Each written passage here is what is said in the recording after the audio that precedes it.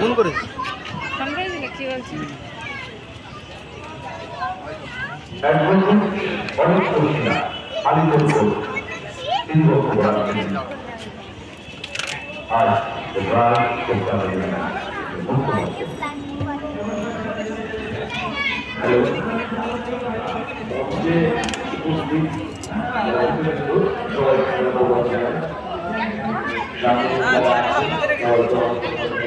বৃন্দাবনের মতো সিন করে ও এবার অন্যরকম করে ঘুরতে বসে ইয়ে বানায় অন্যরকম করে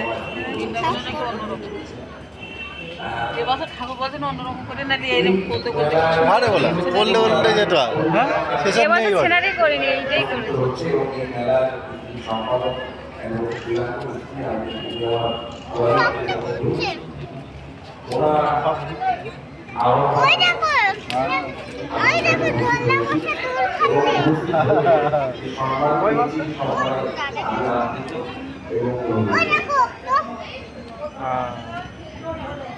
চলো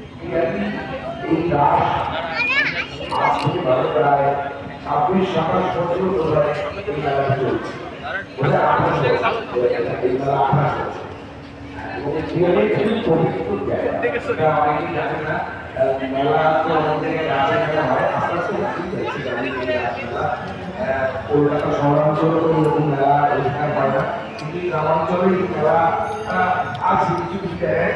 এই রাসের মেলা সুন্দর করছিল সবচেয়ে বড় বৈশিষ্ট্য হচ্ছে এখানে পবিত্র জায়গা। কেন এখানে লীলাবাবু আগে বলেছেন এখানে যে পিয়ালি নদী ছিল, এই পিয়ালি নদী থেকে শ্রী চৈতন্য মহাপ্রভু কীর্তন কলা পর্যন্ত গিয়েছিলেন। কীর্তন কলা পর্যন্ত গিয়ে ওখানে সারা রাত কীর্তন করেন এবং কীর্তন করার পর রাত্রে ওখানে নিবাস করেন, তারপরে উনি চলে যায়। এই যে মহাপ্রভুর যে এই পিয়ালি নদী যাওয়া এবং সেই পিয়ালি নদীটা কিন্তু একদম এই রাস্তার একদম পাশ থেকেই ছিল, একদম পাশ থেকে।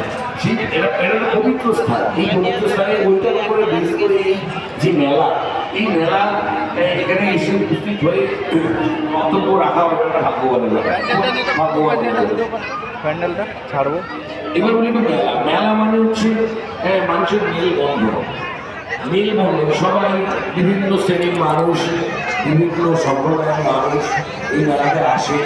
মেলাতে এসে এই যে সবাই সবার সঙ্গে দেখা, একটু ধরুন যা যা কেনাকাটা, ঘোরা, এই সময় অনেক সময় গ্রামের দিকে কি হয়, যারা এখানকার অধিবাসীরা আছে তাদের দূর দূর যারা আত্মীয় স্বজন তারা কিন্তু অনুমোদিত হয়ে আসে।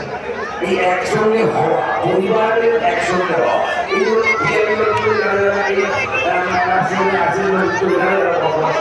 এদের পরিবারের অনেক আত্মীয় আসে। এই যে মেলবন্ধ, মানুষের এই যে মেলবন্ধ, এই মেলাটা হচ্ছে থাকছে এই মানুষের মানুষের মধ্যে আত্মিক সম্পর্কটা এই মেলা এই মেলা থেকে জানিয়ে যায় মানুষের মধ্যে আমার এই মেলবন্ধটাই তাই এই মেলা হওয়া উচিত, আরো ভালো হওয়া উচিত, আরো বড় হওয়া উচিত, আরো নতুন নতুন চিন্তা ভাবনা, আরো